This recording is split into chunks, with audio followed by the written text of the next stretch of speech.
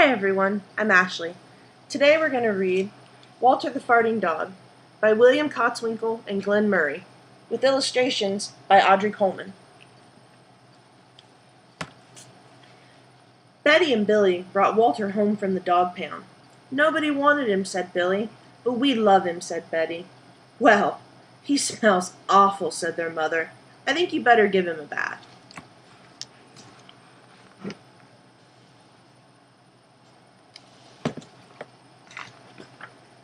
Mother walked in and said, "He still smells awful." And that's when they got the first clue. The telltale bubbles in the water. "He's probably just a little nervous," said Mother. "His stomach might be upset." But Walter's stomach wasn't upset. Walter's stomach was fine. He felt perfectly normal. He just farted a lot.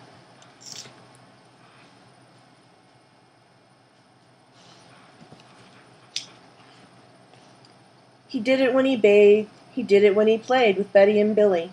He did it when he walked around the house. He did it in the dining room. He did it in the kitchen. And he even did it in his sleep.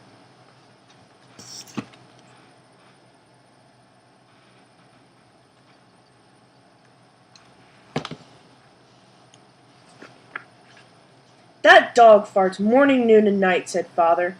"He can't help it, Daddy," said Betty and Billy. They didn't mind Walter's farts. "So what if he farts?" Betty said to Billy when they were alone in their room with Walter. Betty agreed. Walter agreed too. He sat there looking innocently around and farting. "Take him to the vet," said Father.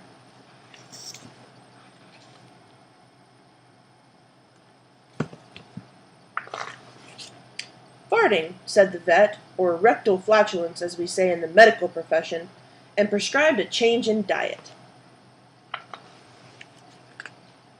They gave Walter every kind of dog food. He farted. They tried him on cat food. They gave him hot dogs, hamburgers, and lettuce and tomato sandwiches. They gave him fried chicken. They gave him rabbit food. They even made him a vegetarian. "No matter what the dog eats, he turns it into farts," roared Father.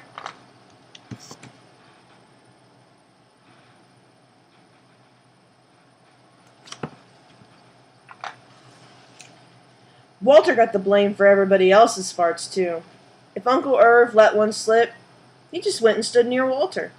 Then all he had to say was, "Walter," and everybody would look at poor Walter.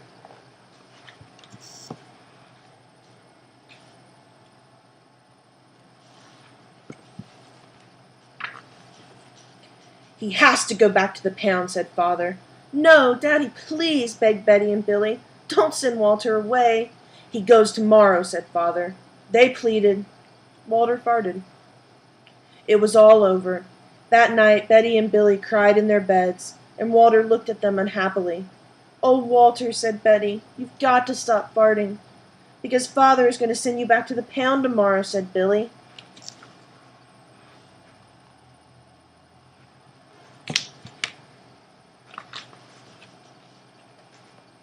Walter knew how serious the situation was. He'd never see Betty and Billy again.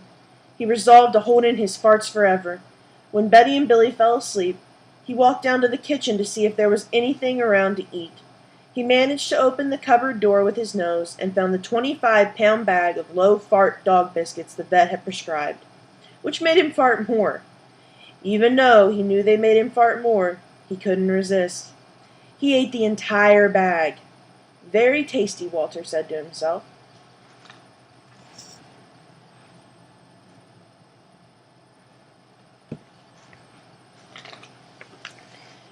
And then he went and lay down on the sofa. A gigantic gas bubble began to build inside him. "This is going to be trouble," he said to himself nervously. He was afraid what might happen if he let it go. He thought maybe the house would explode. So he kept it in. It wasn't easy. In fact, it was torture. But he had resolved to never fart again. His future depended on it. As he lay there with his tail wrapped tightly between his legs, he heard a noise at the window.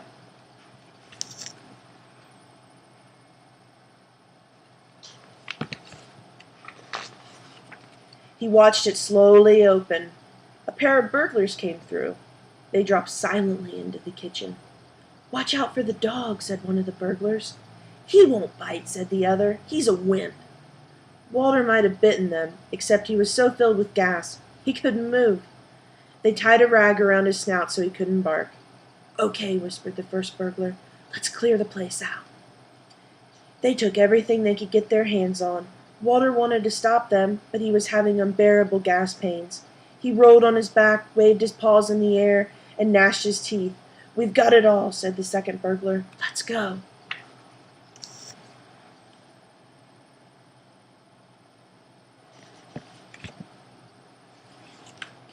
That's when Walter let it fly.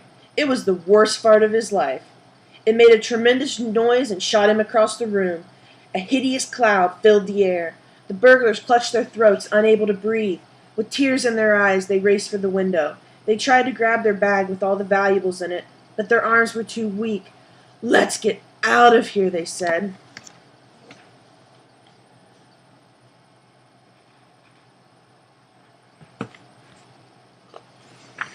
They jumped out the window and ran up the block, choking and gasping for air. Still blinded by Walter's attack, they stepped into the headlights of an approaching police car. "Hold it right there," said the policeman.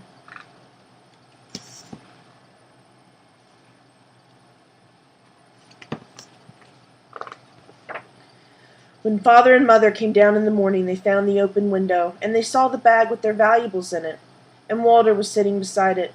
He still had the rag tied around his snout. You'd have to say he looked heroic. "He saved the silverware," cried Mother. "He saved the VCR," cried Father. "Good dog, Walter. You're our dog, even if you do fart all the time." And so the family learned to live with Walter, the hero dog.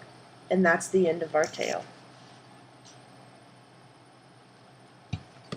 Thank you very much for listening.